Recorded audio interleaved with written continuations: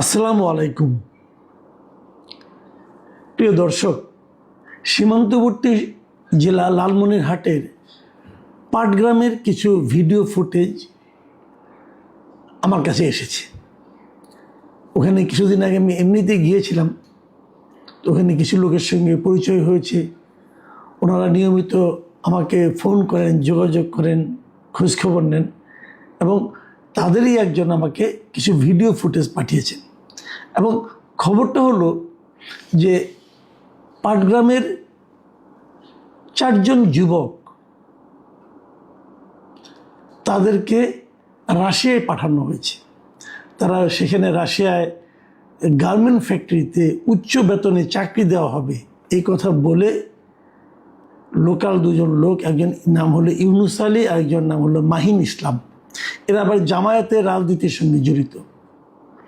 তো এরা এদের কাছ থেকে, প্রত্যেকের কাছ থেকে প্রায় 9.5 লাখ টাকা করে নিয়ে রাশিয়ায় পাঠিয়েছে। গত 8ই মে মস্কোয় পৌঁছানোর পর তাদের সঙ্গে সব শেষ যোগাযোগটা হয় তাদের পরিবারের সঙ্গে, এবং তারপর থেকে তাদের পরিবার তাদের সঙ্গে আর কোনো যোগাযোগ করতে পারছে না। সর্বশেষ যেটা জানা গেছে যে তাদেরকে রাশিয়ার সঙ্গে ইউক্রেনের যে যুদ্ধ, সেই যুদ্ধে রাশিয়ান বাহিনীতে ভাড়াটে সৈন্য হিসেবে ঢুকিয়ে দেওয়া হয়েছে। তো তাদের তো আর সৈনিকের কোনো ট্রেনিং নেই। তো তাদেরকে সহ আরও অনেক কিছু, এরকম ভাগ্যের অন্বেষণে যারা নাকি ইউরোপে পাড়ি দিয়েছে, এরকম কিছু লোককে রাশিয়ান এই সেনাবাহিনীর এই লোকগুলো তাদের সামনে বর্ম হিসেবে ব্যবহার করে, মানে যাতে নাকি সামনে রাখে ওদেরকে, পেছনে তারা থাকে, যাতে যুদ্ধের সময় যদি গুলি লাগে তাহলে যেন এদের উপর লাগে। আর এদের কাউরে কাউরে 1 দিন 2 দিনের ট্রেনিং দেওয়ানো হয়েছে, কীভাবে ড্রোন উড়াতে হয়, কীভাবে কী করতে হয়। এগুলো যুদ্ধক্ষেত্রে যে সমস্ত লাশ থাকে, সে লাশগুলো তাদেরকে সরানোর কাজে ব্যবহার করা হয়, এবং মাইনের ওপর দিয়ে তারা লাশগুলি নিয়ে আসে এবং অনেকে মারাও যায়। যারা এই সমস্ত কাজে আপত্তি করতে চায় না, তাদেরকে ঠান্ডার মধ্যে বাইরে, তাঁবুর বাইরে রাখা হয়, দিনের পর দিন না খাইয়ে রাখা হয় এবং গুলি করে মেরে ফেলার হুমকিও দেওয়া হয়। অনেককে মেরেও ফেলা হয়েছে এইভাবে। তো এই যে ঘটনাগুলো, এই যুবকরা ওখানে যে কিভাবে এরকম ধরা গেল, দেখুন, কেবল পাটগ্রামের এই ঘটনা না, পাটগ্রামের ঘটনা নিয়ে হয়েছে, ওনারা প্রেস কনফারেন্স করেছেন এই ভুক্তভোগী পরিবারগুলো। এই ঘটনা নিয়ে জামাত ইসলামের যেহেতু তারা সদস্য ছিল, অতএব জামাত ইসলামের একটি ইনকোয়ারি কমিটি করে তারা গিয়েছে এবং তারা ওই 2 জনকে দল থেকে বের করে দিয়েছে। এবং বের করে দিয়ে বলছে এগুলির সঙ্গে দলের কোনো সম্পর্ক নেই, এগুলো তাদের ব্যক্তিগত অপরাধ অথবা ব্যক্তিগত কর্মকাণ্ড।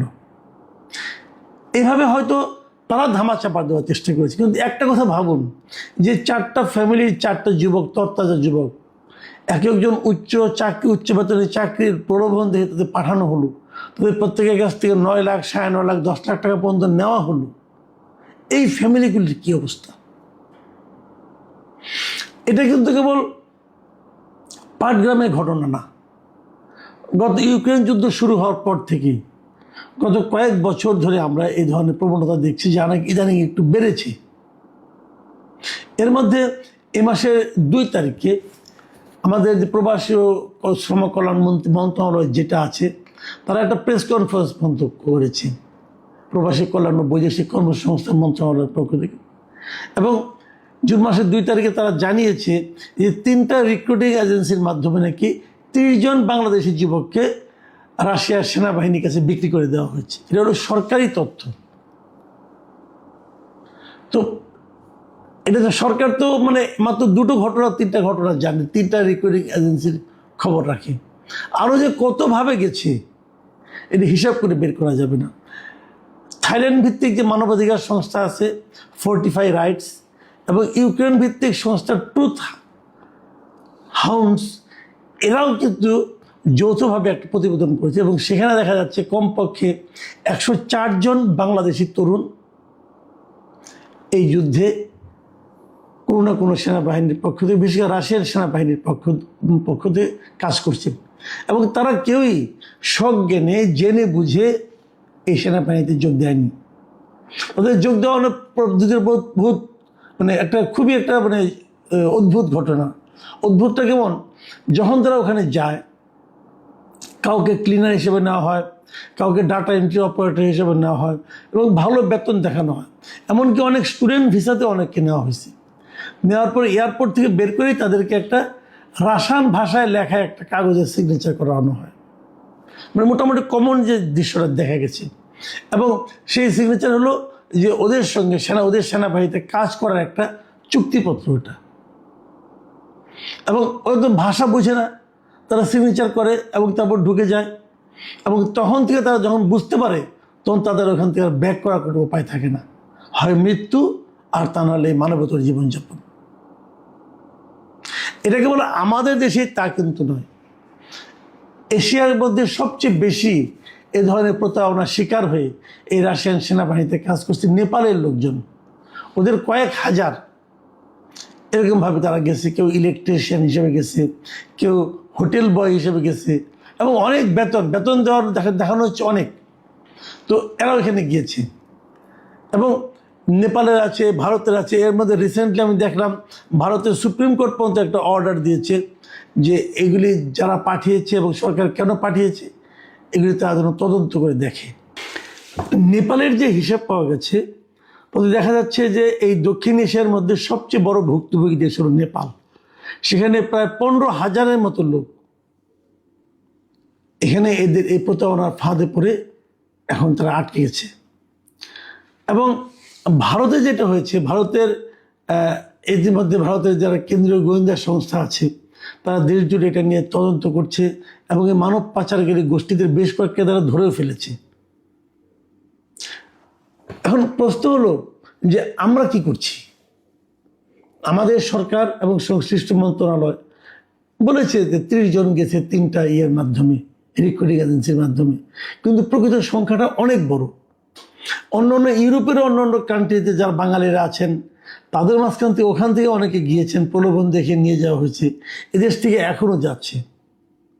যতদিন এই ইউক্রেন যুদ্ধ চলবে রাশিয়ার কিন্তু ততদিন পর্যন্ত সৈন্যের দরকার হবে এবং তারা এভাবেই এই গরিব দেশগুলো থেকে প্রলোভন দেখে লোকজনকে নিয়ে জোর করে সৈন্যবাহিনীতে কাজ করাচ্ছে। এটা আন্তর্জাতিকভাবে কিন্তু একটা বড় অপরাধ রাশিয়া করছে, কিন্তু রাশিয়াকে নিয়ে কেউ প্রশ্ন করছে না, আমাদের সরকারও করছে না। কিন্তু আমাদের সরকারের কাছে সবচেয়ে বড় আমরা কি প্রার্থনা করি, কি প্রত্যাশা করি? এই যে লোকগুলো, এই যে কয়েকশো লোক, এক হিসাবে আমার তো মনে হয় এই সংখ্যাটা প্রায় 1000 ছাড়িয়ে যাবে। এই যে বিপুল সংখ্যক বাংলাদেশি যুবক তাদের জীবন ঝুঁকির মুখে পড়ে গেছে এখন, তো এদের প্রত্যেকটা জীবন তো গুরুত্বপূর্ণ, তাই না? এদের জীবনের দায়িত্বটা কে নেবে? এটা কি সরকার নেবে না? আমরা কি সরকারের কাছ থেকে এই ভূমিকাটা আশা করতে পারি না? 3টা রিক্রুটিং এজেন্সির আপনারা লাইসেন্স বাতিল করেছেন, তো কি হয়েছে? যাওয়া তো বন্ধ হয়নি। আমি মনে করি সরকারের এই ব্যাপারে একটা সিরিয়াস একটা পদক্ষেপ নেওয়া উচিত। আমি তো মনে করি প্রধানমন্ত্রী উচিত হবে রাশিয়ান গভর্নমেন্টের সঙ্গে এটা নিয়ে সরাসরি আলাপ করা, এবং সেই সঙ্গে এটাও আমি আশা করি যে রাশিয়ায় কোনো বাংলাদেশি যাওয়াটা এই মুহূর্তে আমি মনে করি বন্ধ করে দেওয়া উচিত, যে বাংলাদেশের কোনো যুবক রাশিয়ায় যেতে পারবে না, মানে নতুন করে কেউ যেতে পারবে না। যারা এখানে অলরেডি আছেন তারা যখন যাতায়াত করেন সেটা এক কথা, কিন্তু নতুন করে রাশিয়ায় কোনো কাজ নিয়ে কোনো যুবক লেখাপড়ার জন্য অথবা কোনো গার্মেন্ট ফ্যাক্টরিতে অথবা কোনো ক্লিনার হিসাবে অথবা ডাটা এন্ট্রি অপারেটর হিসাবে অথবা কোনো লোভনীয় চাকরি নিয়ে যে কোনোভাবে হোক রাশিয়ায় কেউ যেতে পারবে না, এই মর্মে বাংলাদেশ সরকারের একটা সিদ্ধান্ত নেওয়া উচিত, যতদিন পর্যন্ত এই সমস্যার সুরাহা না হবে। কারণ এই প্রত্যেকটা লোক ভাবুন, এক একটা পরিবার যারা গিয়েছে তারা ওখানে তো এক ধরনের প্রতারণার শিকার হচ্ছে, আবার এখান থেকেও কিন্তু কোনো না কোনো এজেন্সির মাধ্যমে যাচ্ছে এবং সেই এজেন্সিকে 10 লাখ 20 লাখ টাকা করে দিতে হচ্ছে। এই টাকাটাও যাচ্ছে এবং কর্মক্ষম সন্তানটাও যাচ্ছে। আমি মনে করি এটা সরকার প্রধানের এদিকে দৃষ্টি দেওয়া উচিত, এবং এই যে মানুষগুলো তাদের যে কষ্ট, তাদের যে অনিশ্চয়তা, এই হাহাকার থেকে এই মানুষদেরকে এই উদ্বেগ থেকে মুক্তি দেওয়ার চেষ্টা করা উচিত। সরকার কি করছে আমরা কিন্তু এখনো দেখতে পাচ্ছি না, এটা কিন্তু আজকের সমস্যা না। সরকারের একটা পদক্ষেপ আমরা এইভাবে সিরিয়াসলি আশা করি, এবং সেটা কেবল ওই 2-3টা রিক্রুটিং এজেন্সিকে তার লাইসেন্স ক্যান্সেল করার মধ্যে সীমাবদ্ধ থাকতে চলবে না। প্রিয় দর্শক, এখন এই পর্যন্তই। আল্লাহ হাফিজ।